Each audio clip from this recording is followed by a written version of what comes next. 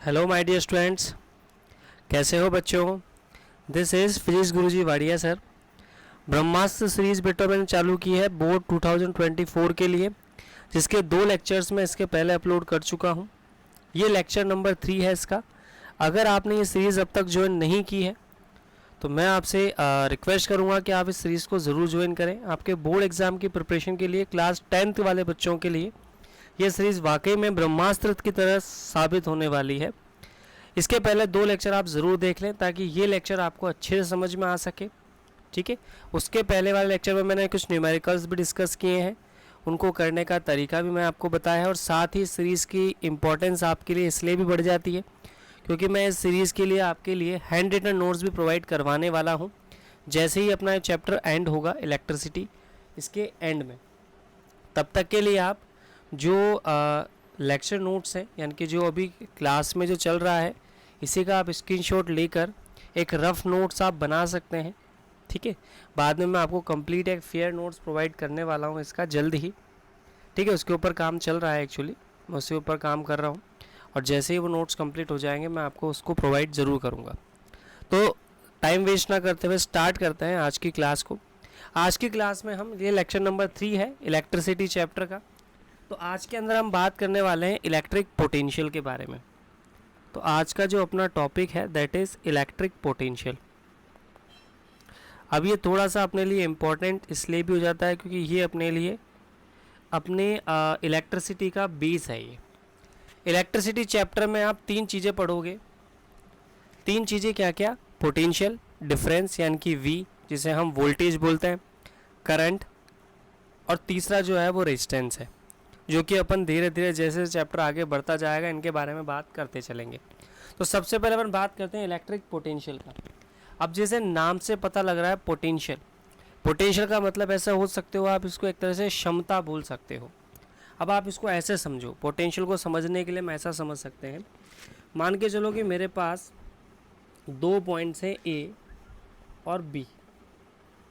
ठीक है, ये 2 पॉइंट्स हैं मेरे पास, एक पॉइंट A है, एक पॉइंट B है। अब सोच के देखो, मुझे इन दोनों पॉइंट्स पर बच्चों को बिठाना है, या मान के चलो चार्ज पार्टिकल को बिठाना है। अब चार्ज पार्टिकल को आप ऐसे समझ सकते हो कि किसी बच्चे को मुझे यहाँ पर बिठाना है। तो मान के चलो मैंने किसी कैंडिडेट को, जैसे मान के चलो कोई भी एक पर्सन है, ठीक है, या मैं कोई भी नाम ले लेता हूँ, जैसे रोहन है। ठीक है, रोहन को मैं लेकर आ रहा हूँ कहाँ से? इसके घर से,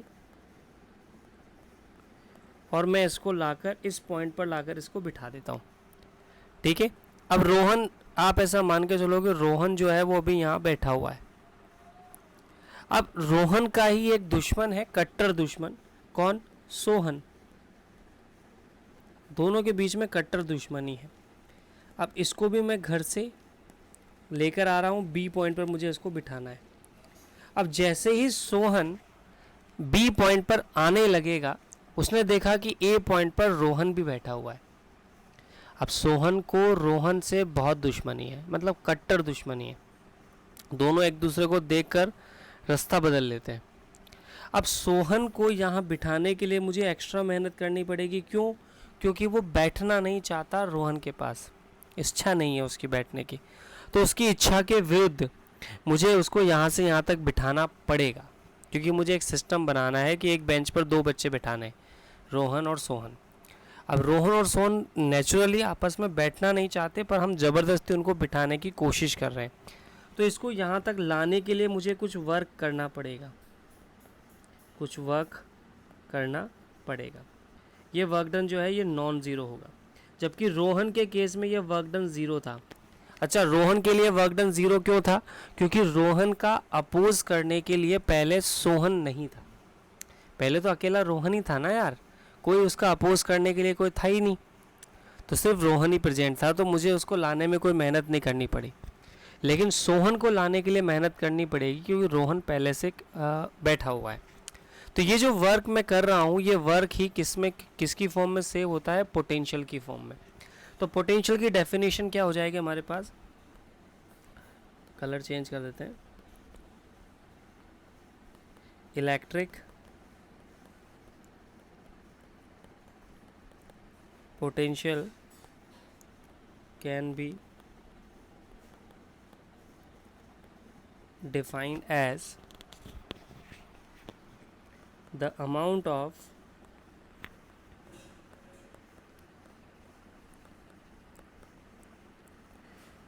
total work done to displace unit positive charge from infinity to any point against electric field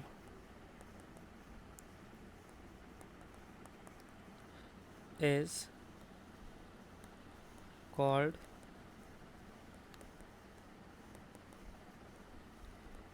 electric potential. यानी कि हमारा जो पोटेंशियल का फॉर्मूला हो जाएगा, इसे हम V से डिनोट करते हैं। तो V का फॉर्मूला मेरे पास क्या हो जाएगा, work done upon charge.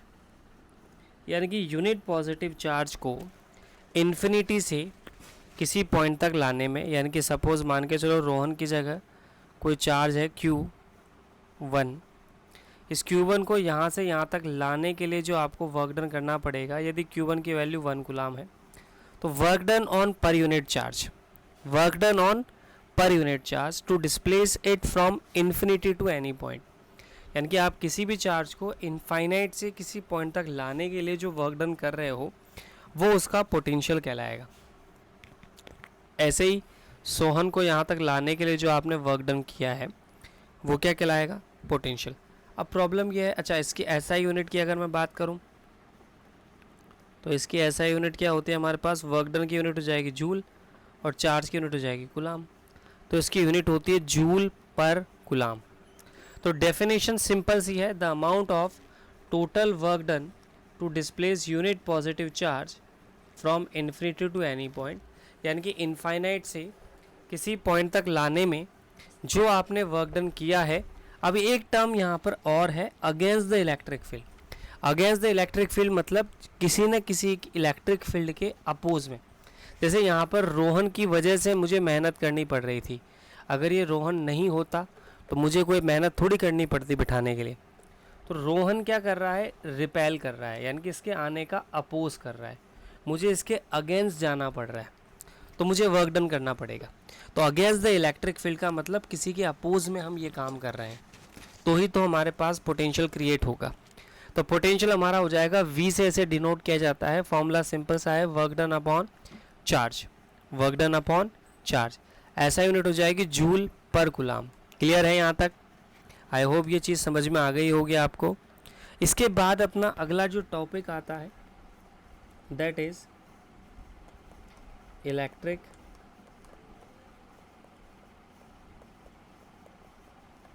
Potential difference.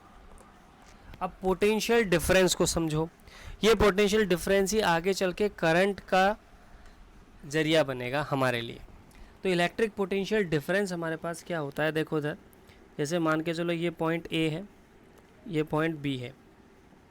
अब मान के चलो यहाँ तक हमने किसी चार्ज को बिठाया है, मान के चलो Q1 चार्ज को बिठाया है, और यहाँ किसी चार्ज Q2 को बिठाया है, तो यहाँ पर पोटेंशियल जो होगा, अब जाहिर सी बात है Q1 को कहाँ से लाया जाएगा सर, इन्फिनिटी से लाया जाएगा, मतलब इसके घर से उठा के लाओगे इसको आप।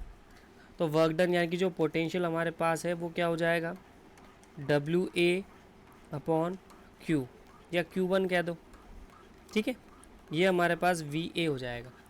अच्छा, इस B को यानी कि इस Q2 की वैल्यू मैं Q मान लेता हूँ, यहाँ पे Q1 की वैल्यू भी Q मान लेता हूँ अभी फ़िलहाल के लिए। तो इस Q2 चार्ज को भी कहाँ से लाया जाएगा, इनफाइनाइट से लाया जाएगा। तो VB मेरे पास कितना हो गया, बहुत बढ़िया, WB अपॉन Q। अब ध्यान दो, अगर मैं मान के चलूँ कि स्टार्टिंग में ये जो Q2 है, मतलब B पॉइंट पर कोई भी नहीं बैठा हुआ था, पहले आप इसको लेकर आए, मतलब नंबर 1 आप इसको लाए, फिर नंबर 2 इसको लेकर आए, तो जाहिर सी बात है इसके लिए तो वर्क डन 0 था, जैसे रोहन वाले केस में था। जैसे मैं पहले वाले केस में बात करूं तो इसमें जब रोहन को लाए थे तो रोहन के लिए वर्क डन 0 था। वर्क डन 0 था तो इसके लिए पोटेंशियल भी 0 होगा। और सोहन के लिए वर्क डन जो था वो नॉन ज़ीरो था, मतलब पोटेंशियल भी नॉन ज़ीरो होगा। अब एक जगह पोटेंशियल ज़ीरो है, एक जगह पोटेंशियल नॉन ज़ीरो है, मतलब ऐसा मान के चलो VA और VB में डिफरेंस है। क्या है? डिफरेंस है। एक कम होगा, दूसरा ज़्यादा होगा। भाई पहले वाले को लाने में थोड़ी कम मेहनत करनी पड़ेगी, दूसरे वाले को लाने में थोड़ी ज़्यादा मेहनत करनी पड़ेगी, है ना, क्योंकि एक दूसरे का अपोज करेंगे। अगर प्लस प्लस है तो, अगर प्लस माइनस है तो अट्रैक्शन होगा। अब ध्यान दो, दोनों पॉइंट के बीच में जो पोटेंशियल डिफरेंस होगा तो VA मेरे पास क्या हो जाएगा? VA minus VB। तो VAB मेरे पास हो जाएगा WA minus WB upon Q। This is the potential difference. तो पोटेंशियल डिफरेंस क्या हो जाएगा? दो पॉइंट्स के बीच का डिफरेंस, यानी कि पॉइंट A के पोटेंशियल और पॉइंट B के पोटेंशियल के बीच का डिफरेंस पोटेंशियल डिफरेंस कहलाएगा। इस पोटेंशियल डिफरेंस की वजह से ही करंट फ्लो होती है, यानी कि जो इलेक्ट्रिसिटी फ्लो होती है वो इसी पोटेंशियल डिफरेंस की वजह से होती है। और जो बैटरी होती है हमारे पास, बैटरी या सेल, वो क्या करता है? इलेक्ट्रिक पोटेंशियल डिफरेंस क्रिएट करता है। इसीलिए तो बैटरी का साइन हम इस तरह से बनाते हैं, एक पॉजिटिव टर्मिनल एक नेगेटिव टर्मिनल। ये जो लार्ज वाला साइड है ये शो करता है हायर पोटेंशियल को,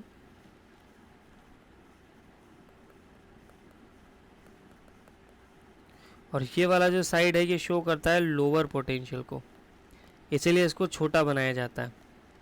तो बैटरी का सेल का जो सिंबल होता है वो भी इसी तरह से बनाया जाता है ताकि पोटेंशियल डिफरेंस क्रिएट हो सके। तो ये बैटरी या सेल क्या करता है? पोटेंशियल डिफरेंस क्रिएट करता है, मतलब एक साइड का पोटेंशियल ज़्यादा कर देगा, एक साइड का पोटेंशियल कम कर देगा। ये काम करता है कौन? बैटरी और सेल। अब इस पोटेंशियल डिफरेंस की वजह से ही करंट फ्लो होती है। तो पोटेंशियल डिफरेंस का मतलब हो गया दो पॉइंट्स के बीच में पोटेंशियल का डिफरेंस। डेफिनेशन क्या होगी सर? तो डेफिनेशन सिंपल सी है, electric potential difference can B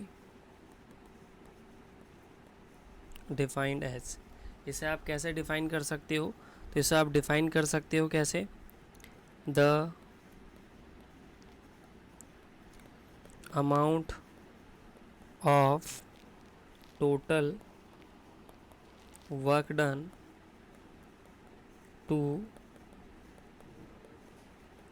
displace unit positive charge from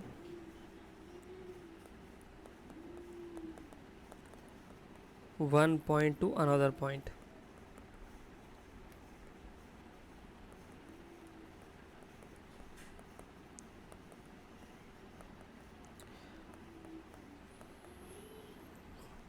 against electric field, कहने का मतलब एक पॉइंट से दूसरे पॉइंट तक लाने में, ए पॉइंट से बी पॉइंट तक लाने में जो आपने वर्क डन किया है वो पोटेंशियल डिफरेंस हो जाएगा।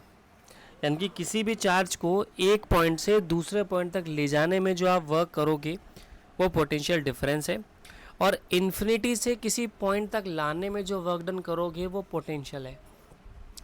मैंने दोनों की डेफिनेशन सेम इसलिए लिखवाई है ताकि लर्न करना आसान हो। क्या पोटेंशियल में क्या होगा? इन्फिनिटी से किसी पॉइंट तक लाना है against the electric field, potential हो गया। पोटेंशियल डिफरेंस में एक पॉइंट से, यानी कि पॉइंट ए से पॉइंट बी तक जाना है against the electric field unit positive charge को, that is the electric potential.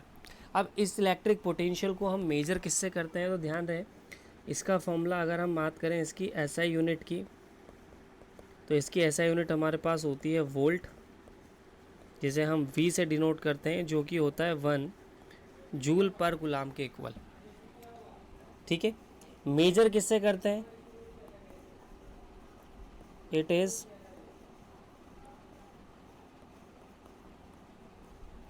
Measured by volt meter. किससे मेजर करते हैं इसको? वोल्ट मीटर से। तो इसको वोल्ट मीटर के थ्रू मेजर किया जाता है, ठीक है। यानी कि वोल्ट को मेजर करने के लिए जो डिवाइस यूज़ किया जाएगा वो volt meter. Symbol of volt meter हमारे पास क्या हो जाएगा? वी बना देते हैं हम सर्कल में। इसके भी दो टर्मिनल होंगे, एक पॉजिटिव टर्मिनल और एक negative terminal. Volt meter laboratories में यूज़ होता है, जिसको हम पोटेंशियल डिफरेंस को मेजर करने के लिए यूज़ किया जाता है। इलेक्ट्रिक पोटेंशियल को हम किसी भी तरह से मेजर नहीं कर सकते, पोटेंशियल डिफरेंस को ही मेजर किया जा सकता है। आगे अगर मैं बात करूं, volt meter is connected in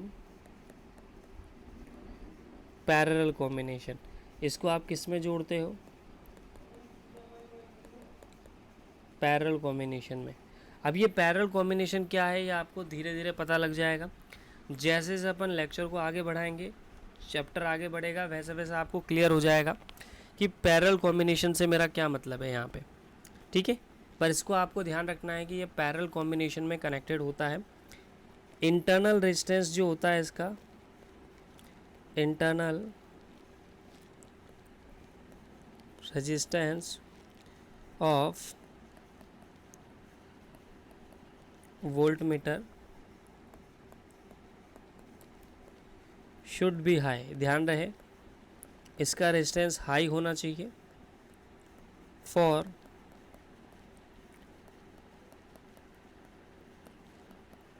ideal volt meter. It should be infinite. Ideal volt meter के लिए ये वैल्यू कितनी हो जाएगी हमारे पास? इनफाइनाइट हो जाएगी। तो हमें ये बात ध्यान रखनी है कि मेजर किससे करेंगे? वोल्ट मीटर से। कनेक्टेड किस में होगा? ये पैरेलल कॉम्बिनेशन में। और इंटरनल रेजिस्टेंस हाई रखा जाता है इसका। आइडियल के केस में ये वैल्यू इनफाइनाइट हो जाती है, ठीक है। अब एक क्वेश्चन यहाँ पर सीबीएसई बोर्ड ने पूछा था। क्या क्वेश्चन पूछा था मैं बता देता हूँ आपको। तो सीबीएसई बोर्ड का ही क्वेश्चन है ये, ज़्यादा पुराना नहीं है, हाल ही में 1-2 साल पहले की बात है, ठीक है। ज़्यादा पुराना नहीं है, अभी हाल ही की बात है, 1-2 साल पहले की, ठीक है। तो क्वेश्चन क्या था वो सुनो। क्वेश्चन हमारे पास था, डिफाइन 1 वोल्ट, या फिर इसको ऐसे भी पूछा जा सकता है, define SI unit of electric potential. अब बच्चों ने उसमें इलेक्ट्रिक पोटेंशियल की यूनिट लिख दी, मतलब पोटेंशियल डिफरेंस की यूनिट लिख दी थी, वोल्ट लिख कर आ गए थे। आपसे पूछा गया था define the SI unit of electric potential difference. आपको इलेक्ट्रिक पोटेंशियल डिफरेंस की एसआई यूनिट की डेफिनेशन देनी थी, ठीक है। यानी कि आपको 1 वोल्ट को डिफाइन करना था। तो मेरे अकॉर्डिंग वी का फॉर्मूला क्या होता है? कलर चेंज कर लेता हूँ मैं यहाँ पे। तो मेरे अकॉर्डिंग जो वी का फॉर्मूला होता है वो क्या होता है?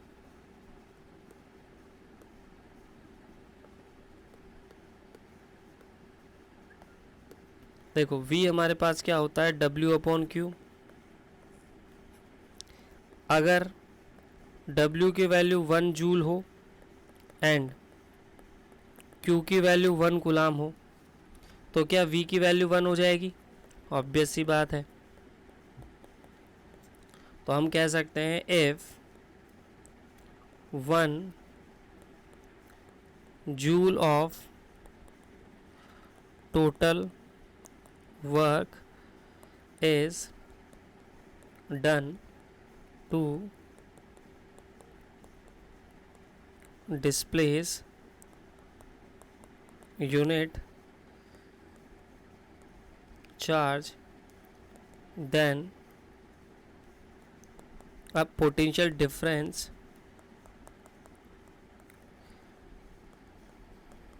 would be 1 volt. यानी कि अगर 1 जूल का वर्क किया जाए यूनिट चार्ज को डिस्प्लेस करने के लिए, यानी कि 1 जूल ऑफ वर्क हम करें यूनिट चार्ज को डिस्प्लेस करने के लिए, तो पोटेंशियल डिफरेंस जो है वो कितना हो जाएगा? वो 1 वोल्ट हो जाएगा। तो 1 वोल्ट की सिंपल सी डेफिनेशन है हमारे पास यहाँ पे, ठीक है। तो ये हमारे पास 1 वोल्ट की डेफिनेशन हो जाएगी। क्लियर है? आई थिंक ये चीज़ आपको अच्छे से क्लियर हो गई होगी। 1 वोल्ट की डेफिनेशन, 1 जूल वर्क करना है यूनिट चार्ज को डिस्प्लेस करने के लिए, तो जो वर्क डन किया, जो पोटेंशियल डिफरेंस होगा दैट वुड बी 1 वोल्ट। ठीक है, एक क्वेश्चन और था हमारे पास यहाँ पे, ये भी सीबीएसई का ही क्वेश्चन है। क्वेश्चन क्या कहना चाह रहा है? क्वेश्चन कहना चाह रहा है why voltmeter is connected in series नहीं, parallel। ओके,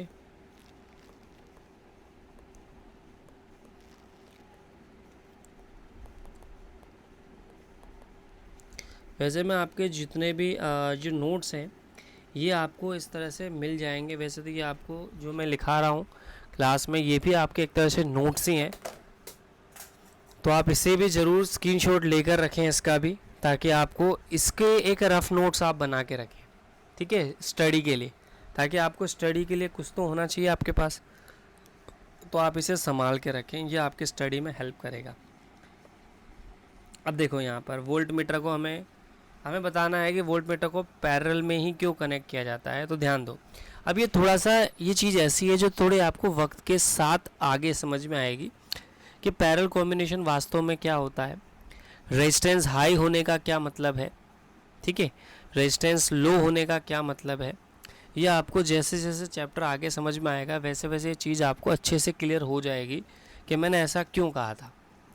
ठीक है, और इस चीज़ को मैं आपको आगे फिर एक और बार रिपीट करूँगा। फ़िलहाल तो मैं इसका आंसर दिख रहा हूँ, है ना, बाकी इसको आपको डिटेल में आप अच्छे से इसको तभी समझ पाएंगे जब आप पैरेलल कॉम्बिनेशन और हाई रेजिस्टेंस का मतलब समझ जाएंगे। तो इसका आंसर सिंपल सा है। अगर मैं इसके सॉल्यूशन की बात करूं तो volt meter is connected in parallel combination because, अब मैं सीधा लिख रहा हूं यहाँ पे, because it has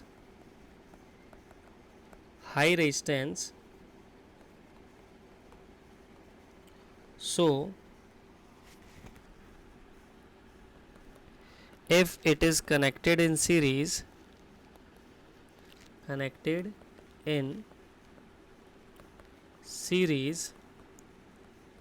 then it will interrupts electric current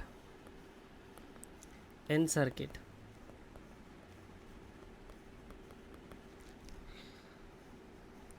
So in parallel, ठीक है, अब ये लिखने की ज़रूरत नहीं है आपको भाई। इसको सीरीज़ में कनेक्ट करने, अगर हम इसको पैरेलल में कनेक्ट ना करके अगर हम इसको सीरीज़ में कनेक्ट करेंगे तो ये क्या करेगा, करंट को इंटरप्ट करेगा। करंट को इंटरप्ट करने का मतलब करंट को मिनिमाइज़ कर देगा, क्योंकि रेजिस्टेंस ज़्यादा होने की वजह से क्या होता है, रेजिस्टेंस ज़्यादा होने की वजह से क्या होता है, करंट कम हो जाती है, और करंट कम हो जाएगी तो हमारा सर्किट जो है, मतलब अगर आप हाई रेजिस्टेंस लोगे तो लगभग करंट ज़ीरो ही हो जाती है, और करंट ज़ीरो होने की वजह से क्या होगा, करंट ज़ीरो होने की वजह से सर्किट जो है हमारा वो ब्रेक हो जाएगा, मतलब हमारा सर्किट किसी काम का नहीं रहेगा। अब ये सर्किट वगैरह हाई रेजिस्टेंस लो रेजिस्टेंस ये आपको आगे समझ में आएगा जैसे जैसे अपन लेक्चर को आगे बढ़ाएंगे। ठीक है, तब तक के लिए मैं आपको इतना लर्न करने के लिए दूंगा कि जो आज का लेक्चर है इसे आप एक बार देखें, दोबारा देखें। ठीक है, इस क्वेश्चन को अभी समझने के लिए थोड़ा सा आपको कंसेप्ट्स और क्लियर होने पड़ेंगे अपने को, वो धीरे धीरे होंगे। ठीक है, क्योंकि सीबीएसई में क्वेश्चन पूछा गया तब तक चैप्टर पूरा हो चुका होगा, है ना, तो इस वजह से उस टाइम तो ये समझ में आने वाली चीज़ थी, पर अभी ये थोड़ा सा आपके लिए ऐसा बोल सकते हैं कि आउट ऑफ सिलेबस है फ़िलहाल के लिए। पर जैसे जैसे आप पैरेलल कॉम्बिनेशन सीरीज़ कॉम्बिनेशन समझ जाएंगे, ठीक है, रेजिस्टेंस का मतलब समझ जाएंगे, रेजिस्टेंस का करंट से रिलेशन समझ जाएंगे, तो ये चीज़ें आपको आसान लगने लगेंगी। ठीक है, और बाकी आसान बनाने के लिए मैं हूँ ही सही। ठीक है, तो आज की क्लास में इतना ही। ठीक है, इसके बाद मैं मिलूँगा आपसे नेक्स्ट वीडियो में, जिसके अंदर हम बात करेंगे इलेक्ट्रिक करंट के लिए मैं थोड़ा सा आज इसको कम इसलिए पढ़ा रहा हूँ क्योंकि ये टॉपिक आपके लिए काम का है, इसलिए आप इस वीडियो को 2 बार 3 बार देखें। वीडियो शॉर्ट रखने का रीज़न मेरा यही है ताकि आप इस वीडियो को देख सकें बार बार रिपीट में, क्योंकि ये पोटेंशियल डिफरेंस समझना आपके लिए बहुत ज़रूरी है, क्योंकि आगे चल के हमारे सारे न्यूमेरिकल्स इसी पर बेस्ड हैं। तो आप इसको 2-3 बार देखें, जब तक आपको क्लियर नहीं हो जाता है तब तक देखें। और अगर कोई दिक्कत आती हो तो आप मुझसे ज़रूर डिस्कस करें, कमेंट बॉक्स में आप अपने डाउट ज़रूर मेंशन करें, तो मैं उसे ज़रूर सॉल्व करूँगा। तब तक के लिए good bye, good night, take care. मैं मिलूँगा नेक्स्ट वीडियो के साथ, नेक्स्ट ब्रह्मा सीरीज़ की अगली वीडियो में, जिसके अंदर हम करंट के बारे में बात करेंगे, यानी कि इलेक्ट्रिक करंट की बात करेंगे। तब तक के लिए पढ़ते रहिए, सीखते रहिए, और अगर कोई डाउट हो तो फिजिक्स गुरुजी वाडिया सर को ज़रूर याद करें। Thank you.